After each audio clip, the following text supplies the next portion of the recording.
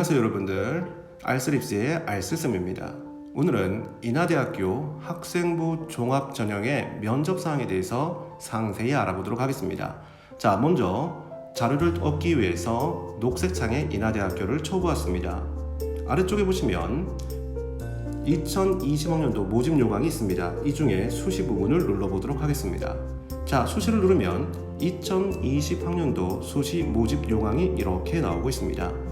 제가 수시 모집 요강을 중요하게 생각하는 이유는 이곳에 자세한 내용이 나와 있고 많은 힌트를 주고 있음에도 불구하고 학생들이 자세히 보지 않기 때문입니다. 자, 내려가서 먼저 일정부터 보도록 하겠습니다. 자, 일단은 기본적으로 전형 요양 및 주요 사항에서는 크게 볼 건 없습니다.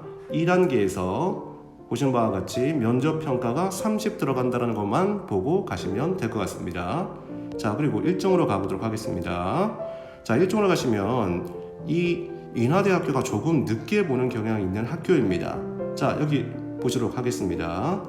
1단계 합격자 발표가 나옵니다. 자, 보시면 11월 7일입니다. 그리고 면접고사는 11월 16일로 되어 있고요. 그 다음에 자연계열은 10월 17일로 되어 있습니다. 자, 그리고 최초 합격자 발표는 12월 10일입니다. 상당히 늦은 날짜입니다. 이때까지 저번에도 한번 말씀드렸지만 다른 학교 떨어지고 이 학교를 기다려야 된다면 정말 피가 마릅니다. 집은 초상집 분위기 나고요. 모든 학교 다 합격하시고 이 학교도 꼭 합격하시길 바랍니다. 자, 아래쪽으로 내려가 보도록 하겠습니다. 학생부 종합전형 평가 안내가 나옵니다. 자, 보시면 이 인하대학교에 아주 독특한 특징이 하나 있죠? 바로 다른 것도 아닙니다. 지성 부분입니다. 위쪽 보이시죠? 지성 부분 보시면 자기소개서 1번 항목, 교과 학습 발달사항, 세부 능력 및 특기사항, 독서 활동이 있습니다. 즉, 지성 부분의 독서 활동이 굉장히 다른 학교와 다르게 강조되어 있습니다. 다른 것보다도 이 지성 부분을 채우느냐 못 채우느냐가 바로 인하대학교의 1단계 합격의 기준이 되고, 그리고 면접에서도 상당히 중요한 요소를 차지하게 됩니다. 반드시 잘 챙겨두셔야 합니다. 자, 내려가 보도록 하겠습니다. 전형별 안내입니다. 학생부 종합 미래인재 되어 있죠? 자, 지성 25%, 적성 25%, 인성 25%, 종합 25%. 자, 모집단위 인재상으로 종합적으로 뽑는다라고 되어 있습니다. 자, 이건 크게 차이가 있지는 않습니다. 자, 밑에 들어가 볼게요. 학생부 종합 미래인재입니다. 역시 30% 되어 있고요. 전형 방법 보도록 하겠습니다. 1단계 학교생활기록부, 자기소개서 등 제출서류 평가 기준에 따라 정성적으로 종합평가하여 모집단위별 모집인원의 3배수 내외를 전형 총점 순으로 선발한다고 되어 있습니다. 자, 2단계는 1단계 전형 합격자에 한하여 1단계 성적과 면접 점수를 합산하여 라고 나옵니다. 면접 점수를 합산하여 전형 총점을 산출한 후 모집단위별 모집 인원을 초과하지 않는 범위 내에서 전형 총점선으로 선발한다고 되어 있습니다. 면접고사는 평자 기준에 따라 2인에서 3인의 면접위인이 제출서를 바탕으로 개별 면접을 실시한다라고 되어 있습니다. 자, 일단은 2명에서 3명의 면접위원이 들어올 수 있습니다. 보통 2명이 들어올 수도 있고요. 3분이 들어올 수도 있으니까 그거는 그때 봐서 아시게 될 것 같습니다. 그리고 밑에 내려보도록 하겠습니다. 면접 일정 보시면 11월 16일, 11월 17일 양일간 각 학과 나와 있습니다. 요거 꼭 확인하시고 늦지 않도록 가셔야겠습니다. 그런데 이 학교의 특징은 면접고사 입시 시간이 굉장히 빠르다는 겁니다. 자, 8시 10분부터 오전에 8시 40분까지 면접 입시를 해야 합니다. 그러니까 반드시 여러분 이 학교에 면접 보러 갔을 때는 조금 일찍 가야 된다는 거 잊지 말고 계셔야 합니다. 자, 그러면 아래쪽으로 내려가서 동점자 기준을 한번 보도록 하겠습니다. 자, 동점자 기준입니다. 모집단위 전형 요소별 점수를 합산하여 총점 성적순으로 선발하되 동점자가 발생하는 경우 아래 동점자 처리 기준을 적용한다라고 되어 있습니다. 학생부 종합 미래인재 전형 보도록 하겠습니다.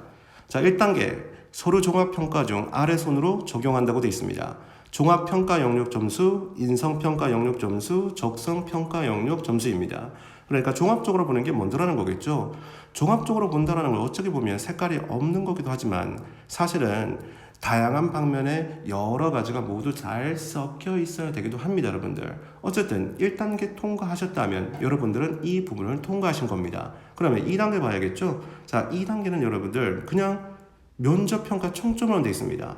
인하대학교는 2단계에서 면접평가 총점으로 나옵니다. 어떤 게 다른 것보다 더 중요한지에 대한 내용은 없다라는 겁니다. 그래서 이 부분이 좀 아쉽습니다. 정확히 알려주었다면 좀 더 좋을 뻔했는데 이렇게 알고 있기 때문에 그냥 일반적인 점수를 알 수가 없습니다. 무엇이 더 중요한지. 그래서 종합적으로 준비를 잘 하셔야 된다는 거 잊지 말고 계셔야 됩니다. 자, 그렇다면 여러분들 여기서 다시 인하대학교로 들어가서 인하대학교에 있는 입학처에 있는 지난해 입시 결과를 한번 보도록 하겠습니다. 자, 지난해 입시 결과입니다. 자, 학생부 종합전형 평가 방법 안내가 나와 있습니다. 창학정신, 창학이념, 인재상, 평가 요소 나와 있습니다. 역시 지성 눈에 보이시죠? 확인하셔야 되고요. 자, 참고자료 학생부 종합전형 미래인재전형 서류 기반 면접 예시 문항입니다. 2019학년도 선행학습평가 역량 보고서에 제시된 제출 서류 기반 면접 예시 문항임을 나타내고 있습니다. 자, 그렇다면 보도록 하겠습니다. 그런데 먼저 말씀드릴 거는 인하대학교 면접상에서는 반드시 물어보는 항목이 있습니다. 자, 먼저 리더십 활동에서 하나 보도록 하겠습니다. 바로 이 부분입니다. 임원으로 활동하면서 무엇을 배웠다고 생각하십니까? 반드시 임원은 아니어도 상관없습니다. 반장, 부반장, 내지는 팀장, 내지는 어떤 활동에서의 어떤 대표, 부대표 상관없습니다. 어쨌든 임원으로서 활동하면서 무엇을 배웠다고 생각하십니까? 즉, 배우고 느낀 점에 대해서 묻고 있습니다. 자, 다음 보도록 하겠습니다. 봉사활동에도 보시면 똑같은 항목이 있습니다. 봉사활동을 통해 무엇을 배웠다고 생각하십니까? 라는 부분입니다. 자, 마찬가지입니다. 그냥 한 게 아니고요. 봉사활동을 하고 난 뒤에 여러분이 느낀 점, 그로부터 배운 점이 무엇인지 묻고 있는 겁니다, 여러분들. 자, 이 지점은 상당히 여러분 생각하셔야 됩니다. 그냥 활동하고 내가 이렇게 활동해서 학생부에 올렸다가 아니라 그 학생부를 올리기 위해서 한 게 아니라 내가 그 활동을 함으로써 내가 어떻게 성장했는지 그로부터 무엇을 보고 배웠는지를 반드시 정리해 두셔야 됩니다. 이걸 물어보는 거예요. 여러분의 발전 가능성이 있는지를 확인하는 겁니다, 여러분들. 반드시 꼭 집중적으로 처리해 두셔야 합니다. 자, 그리고 동아리 활동에도 마찬가지입니다. 자, 두 번째 질문 보도록 하겠습니다. 두 번째 질문 보시면 다음과 같습니다. 동아리에서 가장 인상 깊었던 활동은 무엇이며 그 이유는 무엇입니까? 라고 되어 있습니다. 자, 그러니까 인상 깊었다라는 건 여러분들 본인이 분명히 의도를 가지고 했고 그 의도를 가지고 하는 활동에서 여러분이 놓치고 있었던 것, 의도하지 않았지만 따로 얻게 된 것, 느낀 점들을 하나 서술하시고 그것을 암기해 두셔야 하는 겁니다, 여러분들. 이것 또한 발전 가능성과 상당히 연관이 있습니다. 자, 제가 계속 발전 가능성에 대해서 말씀드리는데 바로 이 발전 가능성은 지성과 연관이 있기 때문입니다. 여러분들 처리해 두실 부분은 가장 중요한 부분은 바로 지금 나오는 독서 활동입니다. 독서 활동은 다른 것보다 훨씬 더 중요합니다, 여러분들. 인하대만큼 독서 활동에 대해서 자세히 물어보는 것도 별로 없을 정도입니다. 그러니까 독서를 하신 게 있으면 그 독서 활동란에 나와 있는 책의 내용을 요약하시고 그리고 그로부터 본인이 느낀 것, 생각했던 것들을 정리해 두시는 게 좋습니다. 자, 한번 보도록 하겠습니다. 질문 보도록 하겠습니다. 구체적인 책이나 방송 프로그램 언급한 경우 땡땡 책 내지는 프로그램을 읽었다고 했는데 그 내용을 간략하게 설명하고 왜 그 책이 내지는 프로그램이 자신에게 인상적이었는지 설명해 주시기 바랍니다. 라고 나옵니다. 그리고 두 번째, 꾸준히 전공 관련 독서를 했다고 했는데 가장 기억에 남는 책은 무엇이며 왜 그렇습니까? 라고 나옵니다. 즉 역시 가장 기억에 남는 거를 묻고 있습니다, 여러분들. 자, 가장 기억에 남는 걸 묻는 거는 아까 전에도 말씀드렸지만 그로부터 배운 게 있는지, 그래서 여러분이 발전했는지 발전 가능성을 보고 있다는 거 잊지 말고 계셔야 됩니다. 자, 그리고 교과 관리에서도 여러분 독특한 점이 하나가 있습니다. 바로 노력입니다. 공부를 자신만의 공부 방법이 있는지 그 다음에 앞으로 노력할지를 핵심적으로 물어본다는 겁니다. 그리고 어떤 노력을 할지를 반드시 물어봅니다. 만약 여러분들이 인하대에 입학하시면 어떻게 노력해서 어떻게 공부할지를 설정해 두셔야 됩니다. 즉 학업 계획을 세우라는 얘기입니다. 기억하십시오, 여러분들. 인하대는 분명히 학업 계획에 대한 노력을 물어볼 겁니다. 그리고 성적 향상에 대한 특별한 방법이나 여러분들 전략도 자주 물어봅니다. 자, 이 부분입니다. 특별한 전략이나 방법이 있었습니까? 라고 되어 있죠. 이 부분도 반면에 물어보니까 어떤 방법을 썼는지, 여러분이 스스로 발전하기 위해서 어떤 노력을 기울였는지에 대해서 정리해 두시는 게 좋겠습니다. 자, 다음 보도록 하겠습니다. 장래 희망입니다. 장래 희망은 여러분 특별한 건 없지만 또한 똑같습니다, 여러분들. 바로 이쪽 부분입니다. 보이시나요, 여러분들?